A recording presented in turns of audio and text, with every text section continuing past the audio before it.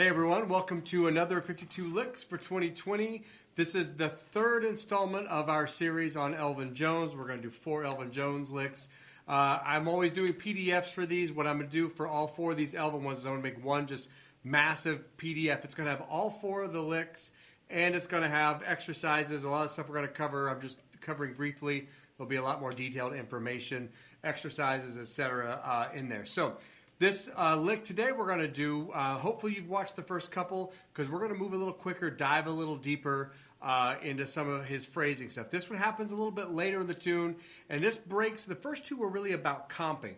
This one is more about actually like kind of breaking for the time, doing a little bit more filling, and there's some cool phrases in here we're going to address. So let's get to it. Let's get to the lick. So the lick itself is a 3-bar phrase. I don't know why they're all ending up 3-bar phrases. My guess is he's doing a lot of stuff with thinking of 4 bars, but he's not he's kind of like ramping up toward these big resolution points. So maybe in the first measure it's just time, and then things kind of build up. So the other thing about this lick that's different than the first couple is those were more just kind of comping undercurrent stuff where we can really clearly hear and see some of his triplet language. This is going to be a little bit more fill-based. So the first measure goes like this, all medium tempo. A 1, 2, 3, 4.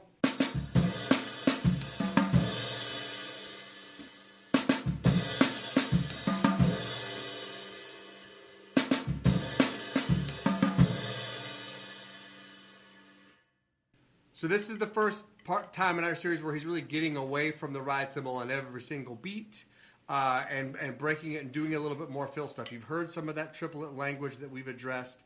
You can see it in there. Let's move on to the second measure. The second measure is going to feature 3 really important hits, 1 and 4.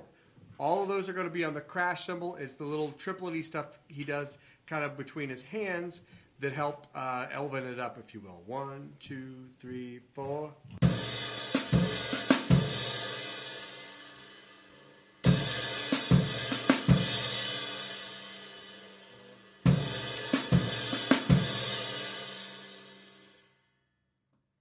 That's the second measure. The third measure is straight up fill, and this is all going to be triplets, triplet, triplet, triplet, 4.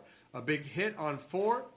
And in the triplets, he's gonna accent or give a symbol on the ands. So triplet, triplet, triplet, 4, like this. 1, 2, 3, 4.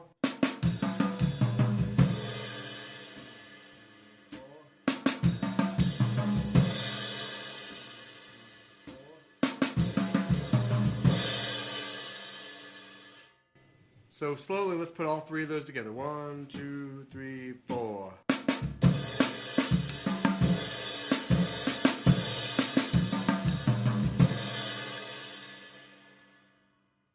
That's the phrase.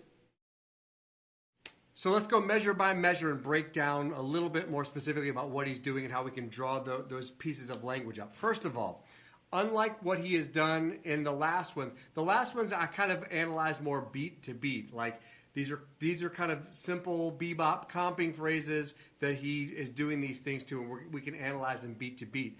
Now we're going to back up a little bit, take a little bit more of a long angle view, and see these bigger phrases. So one of the things that we see here is a set of accents. 1, 2, 3, 4, 1. 2, 3, 4, 1, and 4, 1, 2, 3, 4.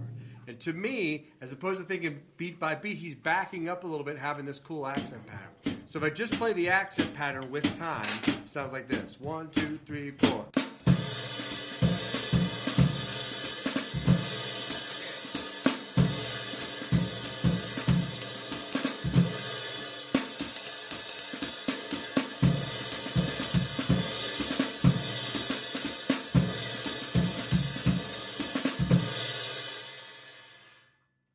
That is super hip. So now if we think that just those cool accent patterns, some of that's, all 3 of those measures have some pretty syncopated things, but all things that we've heard a ton of jazz drummers do before.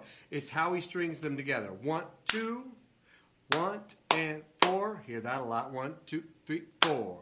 So it's this cool syncopation that all swings, but it's never too repetitive, right? So Now, if we take that cool syncopation with those accents, and then we add some of that triplet undercurrent in there, we get some really cool phrasing. One of the things I want to mention here is that the hit on 2 and the hit on 4, at the beginning and at the end, have this little feature that Elvin uses where he plays two notes in the left hand and then 2 notes in the bass note. So triplet 2 or triplet 4, like this.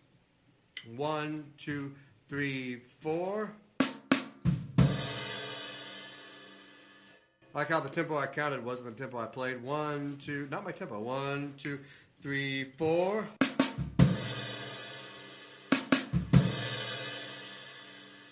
And that's a cool way to kind of lead into those triplets, or lead into that big accent. Elvin uses that phrase a lot.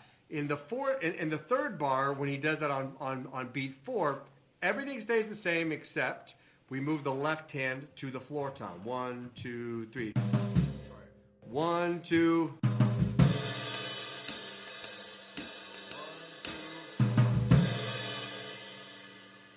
So that little hiccup or that little accent point is a pretty common Elvinism. It breaks for the time a little bit and drops these big. It's a cool way to drop bombs. 1, 2, 3, 4.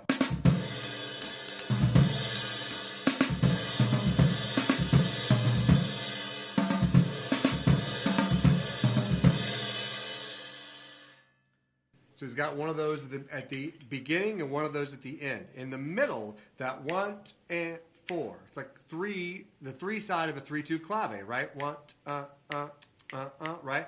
So it's that rhythm, the 3 of a 3-2 clave, but again, he's going to tripletize it in this cool way. So the first thing he plays is crash, triplet, to crash. So slowly, 1, 2, 3, 4.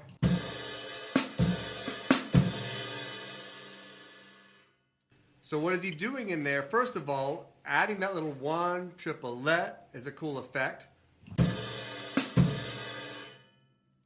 And by playing the cymbal only like on the tip of the stick versus a crash on beat 2, it doesn't get too much in the way. And I also think what's cool about it is the second part with the triplets is, again, we see that little accent pattern where he plays 2 triplets, but the second triplet has more emphasis. 1, 2, 3. 1, 2, 3.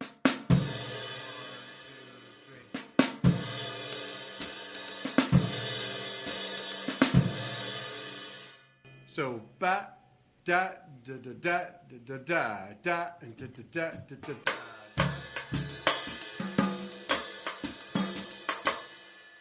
To me, I can really hear kind of 6/8 in there. So let's put that one measure together and watch my right hand crash on and a 2, and watch what my left hand does to get me to 4. 1, 2, 3, 4.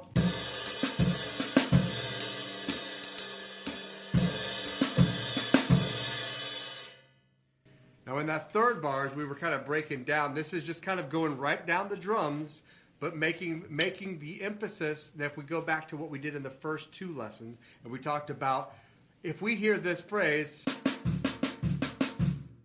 it's essentially like the 8th note version is. So if we make the 8th note version of that phrase, it's.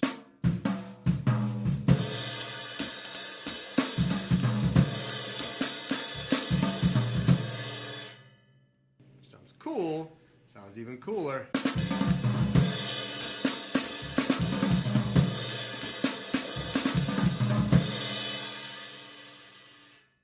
So this is a pretty cool phrase that breaks from his regular time-keeping stuff, but still relies heavily on a couple of triplet phrases that he uses a lot. It's just a matter of mixing and matching. The big takeaway I want you to get from this is this idea of, once you kind of get comfortable with beat-to-beat phrasing of triplets the way Elvin does, and you can kind of string together some regular comping stuff beat-to-beat, then try that like kind of far away view of just thinking 1, 2, 3, 4, 1,